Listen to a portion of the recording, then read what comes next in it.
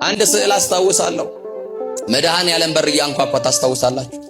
እስቲ የሚያስታውስ ወይ ያ ስዕል ቤታችሁ ያለ ምን እያንኳኳ የተዘጋ በር ላይ ቆሟል። ያ በር አልተከፈተም፣ እሱ ግን ማንኳኳቱን አላቆመም። ያ በር ያንቺ ልብ ነው።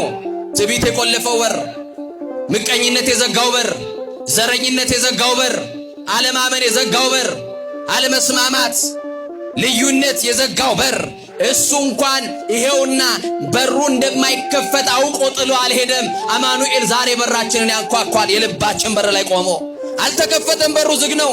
ማን አውቆ ይክፈትለት ለመድኃኔዓለም? እንዲህ እኮ ነው ያለው፣ ማንም ድምፄን ሰምቶ በር ቢከፍትልኝ አለ። ምንን ሰምቶ አለ? ማን ይስማው መድኃኔዓለምን? እሱ ይጣራል፣ ሰሚ የለውም። እሱ ያንኳኳል፣ በር የሚከፍትለት የለም።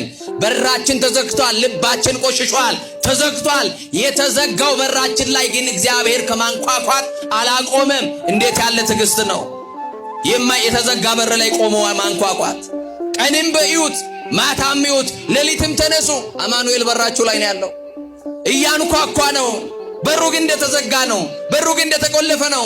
የተቆለፈ በር ላይ ቆሟል። ለዚህ ጌታ በር ብትከፍቱለት እንዲህ አለ፣ ወደ እሱ ጋር እገባለሁ ብቻ አይደለም ያለው፣ ከእርሱም ጋር እራት እበላለሁ አለ።